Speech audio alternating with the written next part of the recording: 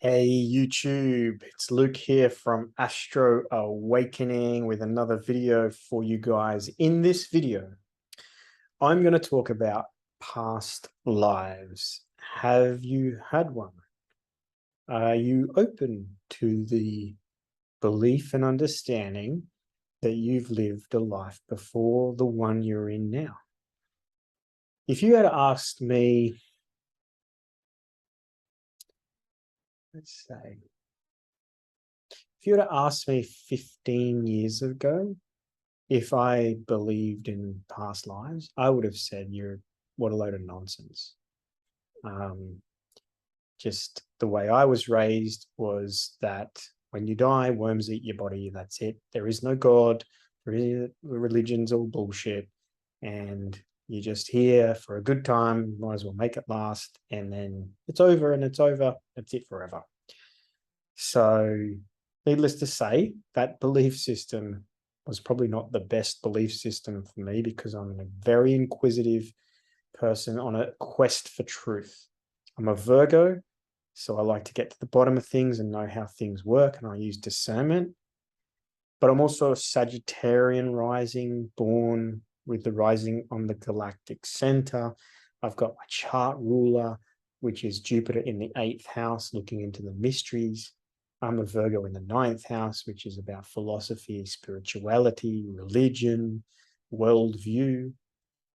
So through my journey of awakening, I have challenged my belief system that I was given and conditioned within and freed myself and liberated.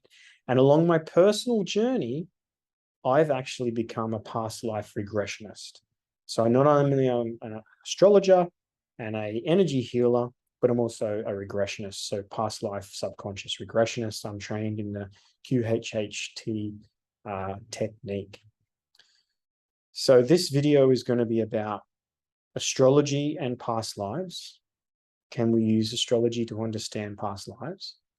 And also past life regressions, the ins and outs of them, how they work, the technical concept to understand, and as well as my own personal experience, not only as a regressionist, but also being regressed myself and the types of past lives that I've had. And I can tell you now, legit, I've had at least 100 different past lives. And the earliest past life that I had was at a time of great cataclysm on Earth. And I have been in a semi-conscious, subconscious state and experienced that. Now, the skeptics out there will argue that's just your imagination. But as you'll see through this video, I'll help you understand that that aspect of our brain, which we tap into with our imagination, is actually part of tapping into our own subconscious. And our subconscious and the unconscious stores all memory. This life and every other life stores all memory. So using a technique of induction can tap into your subconscious and then converse directly with it and take it on a journey into its past lives. It's like almost accessing the filing cabinet and going, right, let's go back. Now, I don't specifically guide you into a specific life, past life. You do that unconsciously, and you get shown the past life or lives that are significant to you based on where you're at and what you need to be shown now. So let's start with astrology and past lives. Can we use the sky clock or your natal chart to understand past lives? Absolutely. In astrology, we have the lunar nodes, the north node and the south node. They represent, among other things, your soul's journey, the evolutionary journey, where it's coming from, where it's going to, what your karma is and what your dharma is, what you're learning to let go and overcome and integrate, and what your gifts are, but also what you're here to develop, how you'll grow and how you challenge yourself with new types of experiences. South node, past node, north node.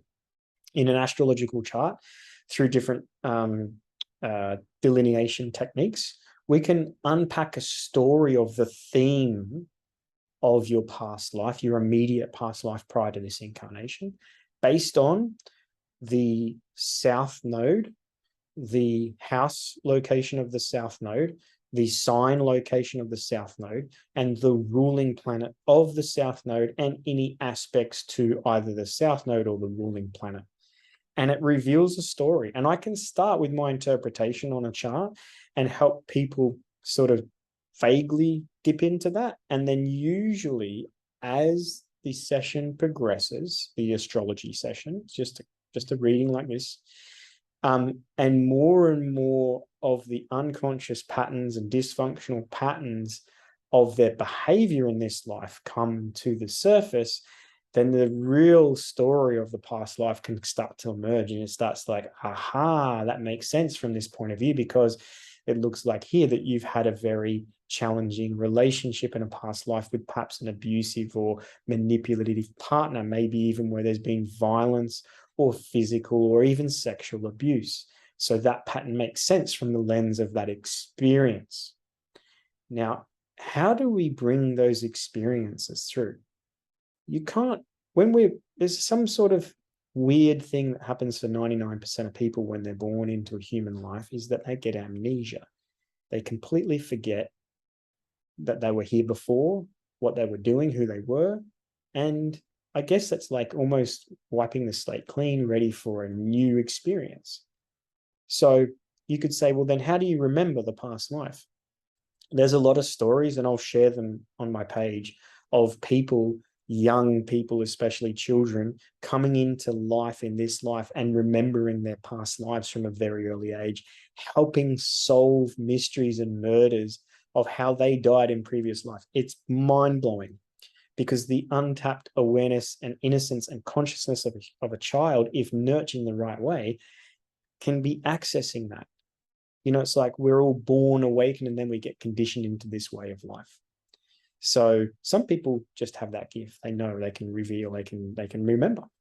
For the vast majority of us, we don't remember, but our soul remembers. And our soul is embodied in this vessel for this life, right? The soul, the body, the identity, the ego, then the spirit all connect. And the soul is the reservoir of all of your experiences when you weren't this being, this avatar, this body. And that can mean sometimes that those stories are deeply embedded within the physical body as well. Some people can come through with particular, ailments and disfigures and all sorts of issues with their physical body, and it can be just soul memory that's stored there. If you've had an intense emotional experience in a past life, i.e., little asterisks, we've all had intense emotional experience in the past life. Whether they've been positive or negative depends on our past life, but we've all had intense emotional experiences, some through trauma, some through death, some through really intense, right? And others just through life experience. But what happens is the emotional experience gets stored as a memory, because water, which is the element of emotion, holds memory. What's the Japanese scientist Emoto? I can't think of his first name. Someone Emoto, who's done all of the studies into water, and when you put in good energy into water as it's freezing and how it freezes the particles. When you put negative energy in, it freezes in a particular way because it holds that vibration, that frequency. So our soul, remembering that experience and having that experience, comes through in this, and now our soul is in this body. So we don't know why we feel or react or behave a certain way, but our soul is doing that through some experience that we've had. And we remember it because of the emotions associated with it, the feelings, the intensity of those feelings. So in my own experience along my pathway to do the work I'm doing, but also my own awakening journey and supporting other people, I got really intrigued in past life stuff. And I had a regression. And in that regression, I was shown two past lives. The first past life, I was what seemed to be like Aboriginal or Indigenous, very dark skinned, like very black skinned person living in a tribe, and very primitive, very simple, living off the land, very primitive. And my job was to be on guard and on watch for the particular tribe that I was part of. That past life was shown to me because in that past life, I had to obey authority, which was the chief of the tribe. And I did. I was like a good soldier, if you want to look at it like that. Because in this life, I had a difficulty with authority. So that past life was shown to me because I needed to see that I actually can respect and integrate authority, external authority. So in that past life and experience that I was shown, a vision was I was shown, was I was on lookout, and I came to this particular lookout and I watched, and I could see ships arriving on shoreline. And when I saw that, I went back to the chief and I said to the chief, the prophecy has come true. And that was the trigger for our tribe to uproot ourselves and move from the area that we were. So it was like we had a traditional story within our tribe, which foretold of strange vessels in the water approaching and landing on the land, which was, if that were to come true, we were to remove ourselves. We were to go into hiding. We were to get out of that area. And my job was to watch for that, and that's what I did. And then in that life, I died in a cave at a very old age. I'd gone away from the tribe because I knew it was time to transcend. I knew my death was impending, and I'd gone, removed myself from the tribe, found a cave, went to sleep, passed away peacefully. In regressions, especially the technique I'm trained in, it's very important to take the person through the death of that life, because there's a lot of very useful information and awareness that can come about based on the type of death you've experienced. And it's like one of those things that we've all experienced a death before. Even our birth into this body was the death out of the spiritual and into the physical, right? So we've all experienced the death before. So, and there's a safe way in which to do that. I won't go into the details of that, but there's a safe way to show and to help people process their death. The second past life I was shown was entered into that life being in a town square with a village full of people being hung.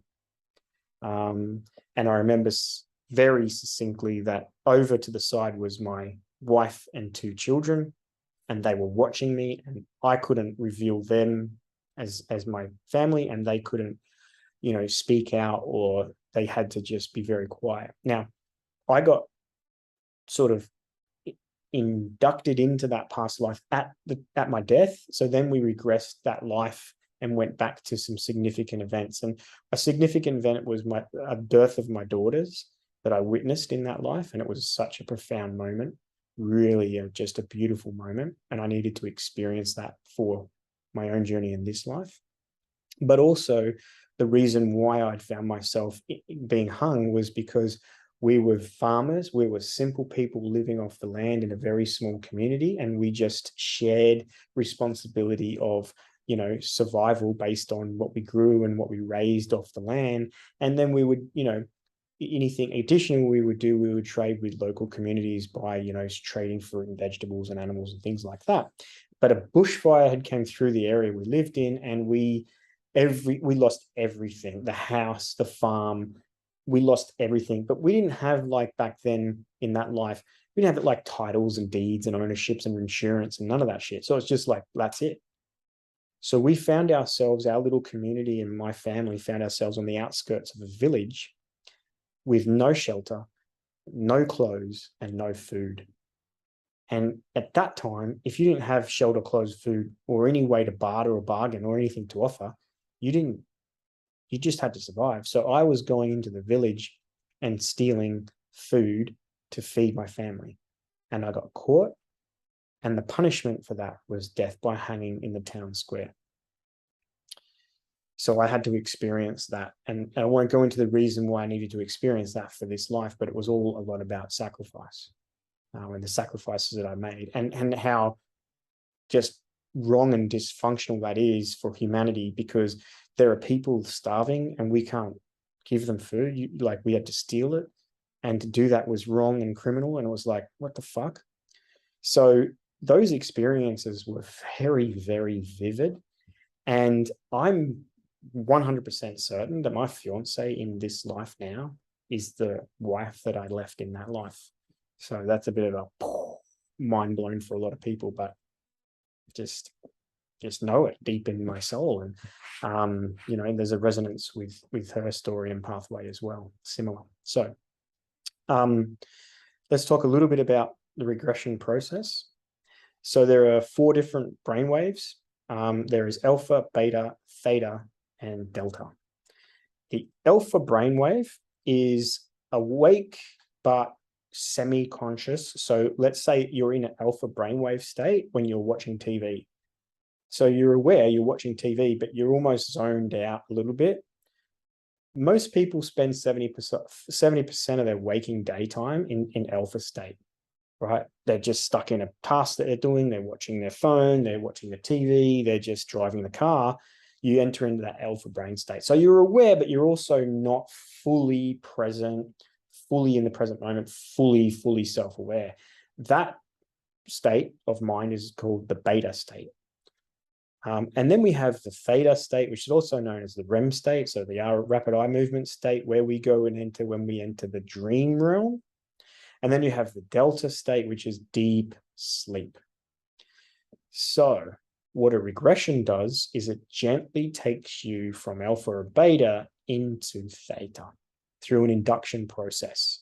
And it's a gentle process. And what we're doing is we're accessing the aspect of your mind that deals in imagery.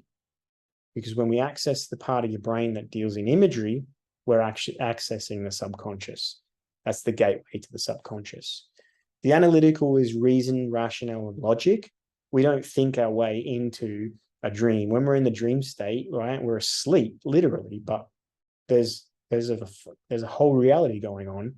What part of the brain or the consciousness or the mind is creating that? Well, that's your subconscious. And a lot of stuff before it manifests physically in life comes through the subconscious, and all of a sudden you start having particular themes in dreams. Excuse me, I'm going to take a sip of my beer. It's non-alcoholic. I am no longer drinking alcohol, but if you see this, it's non-alcoholic. So it's hot in Queensland and I want a cold one. So the induction process is to access the part of your brain that deals in the imagery, and then we just continue to get you connected to that in a safe way. That what happens is you enter almost into a dream state, but conscious. And you're not conscious, analytical conscious. You're conscious as in you are now watching the movie in your mind. Your eyes are closed and you're seeing pictures. And I'm asking you to describe what you see, and I just keep you talking. And there's a particular process which we can then get you to go back and drop you into an experience. I have done this with people, and they have dropped into some pretty strange and profound experiences that they physically go through the release or the emotion of that experience. I've had one client dropped into a past life where she was being drowned in a barrel of water. And she started like, now there's a safety protocol that we can do, which is just through discussion and talking, which allows them to witness and observe the scene from a place where they're not feeling or impacted, so they can process it. But initially they have that, oh my God. And why that experience? Because there's something about that experience that connects to as part of their story in this life. Prior, I should just put a little asterisk there, but prior to even doing any regression, we spend an hour or two in discussion about you and your life and all of the different parts of it, your reality, your experience, and those within it. So that when I get into the subconscious, I'm unable to, and into this regression, I'm able to ask the right types of questions to get the right type of information. I've had another client that was entered into a life where a house came into imagery, and she's like looking at the house and shaking with fear, and on the bed, literally shaking in fear. And we uncovered a lot in that regression of a particular person in that life. that was very manipulative and abusive and controlling, and had almost locked her in that house for a lot of her life. And she lived within fear of ever leaving. And one day she got the courage to leave, and that was the end of her life. And in this life, that person that had, inflicted that experience upon her had shown up in this life in another body, the same soul, another body, and she had a relationship with this person. So I'm going to put a case study of that particular regression on my website shortly. It's so deep, so profound. And it was a combination of astrology as well as a regression. And it was hugely, informative and profound and healing for this particular woman. And it's such a liberating way. But right in the regression itself, she has such an emotional release. And my job as a practitioner is to allow that process to happen. And like we said before, the soul stores the memory, and the memory is an emotional experience. Well, if that emotional experience is locked and hasn't been processed, it's not cleared, it's stored within the body. And that can impact on particular behavioral patterns and dysfunctional things in this life. And it's like, they don't know why they do or have that particular problem. And it's like, oh, it's just like the trapped emotion. So she had a massive, profound release of emotional energy in a very, very safe and beautiful way, that she went on after that session and made some big changes in her life in a way that was so empowering. So remarkable stuff. Watch my website. I'll put a video up once I've got the case study together, but it's taken some time to get it right. But so through the induction, we take you through the past life. We then take you through the death of that life, and then beyond the death, and allow you to view that life from the death side of that life, where you get the understanding of what was the meaning of the life, what was the message of that life. And then there's a process with QHHT where we dive you into the subconscious. And the subconscious is almost like an intelligence we get to communicate directly with. And this is where we get to answer or ask any question we want about your life. And this is where we can access, your higher self's healing, limitless power, its insight, its knowledge. And it's interesting because what happens is the whole process is the person, my client, relaying back to me, talking to me with their eyes closed in their, vision, explaining what they're seeing and the experience they're having full physical, activations. But when you get to the subconscious, a very peculiar thing happens, and the demeanor and the voice and the way that the person talks changes. And it's radical to see this shift. When you access the subconscious, you ask the question, may I speak with the subconscious? And you almost get this, like, let's say, I'm talking this, then you get this, yes. And then all of a sudden there's like a different character or archetype or energy talking. Now, Dolores Cannon, that mastered this technique, she calls it the they, or the higher self, or the intelligence. And it's got a sense of humor, and it's a voice that's not the normal speaking voice of the person. And mind you, with these sessions, I record them, so you have a copy of the recording, and it's obviously useful for you to re-listen to that, because during the regression, a lot of people come out of it and they're sort of it's almost like you come out of a dream and you sort of can vaguely remember bits of it. But anyway, so we take them through the subconscious, we ask all the questions we want, and then we safely bring them back and integrate all the different aspects of the past life into, and leave those past characters where they are and integrate them back into the living present moment, safe and free and liberated and ready to go. And the shifts in people's awareness and the shifts in their behavior and the releasing of and the healing that can come is limitless. Is it for everyone? No, because if it doesn't resonate, if you're not intrigued or if you're not interested, then it's not for you. If you're over analytical and you're very skeptical, it's probably not for you. right? But is becoming a pilot for everyone? No. Is, doing a law degree for everyone? No. It's different strokes for different folks. If you're serious about your awakening journey and your journey of, self-awareness, self-actualization and self-development and healing, and you're reclaiming connection to soul, the authentic self, it's a very, very useful tool in that process. An interesting thing happens at the end of regression where I ask the person, like, so how long do you think that was? And 90% of the time they'll go, oh, felt like about 30 minutes. Sometimes it's 3 hours that we're literally under for. And they're just like, what? I'm like, yeah, like 2 hours have gone by. And they're like, 2 hours? I'm like, yep. It's a loose concept of time. It's like you're in another reality. And again, the skeptics will say that's just your imagination. And I'll say, yeah, your imagination is the gateway to the subconscious. The subconscious has stored all memory. And what we're doing is we're accessing that memory. It's almost like doing a little bit of disk cleaning on your computer. All right. Oh, it's slow and sluggish. It's like, yeah, you've got too many tabs open. Oh, some of these tabs you've got open, they're actually not from this life. Fuck. Oh, this tab actually got a virus, this tab. Let's go and clear that tab, shall we? It's phenomenal.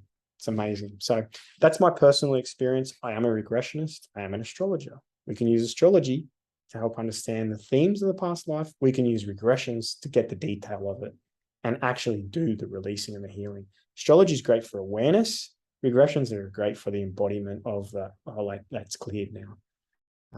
With the client I was mentioning before, and then I'm going to do a case study about, we actually did an astrology session first, and so many aha breakthroughs came through.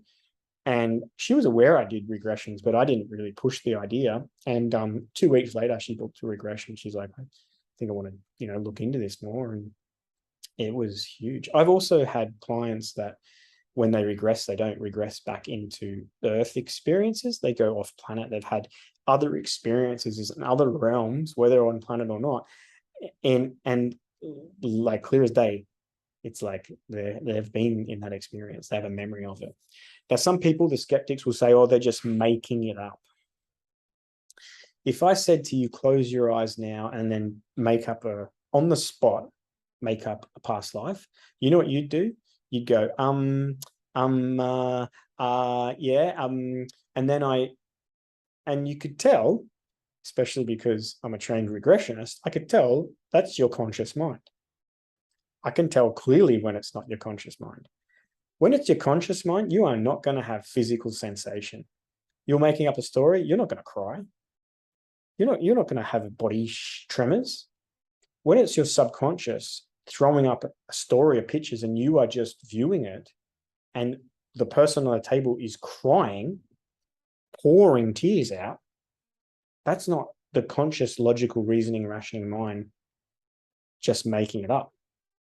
So the skeptics can remain skeptics. I have no interest in trying to convert a skeptic. If you're a skeptic, great, be a skeptic.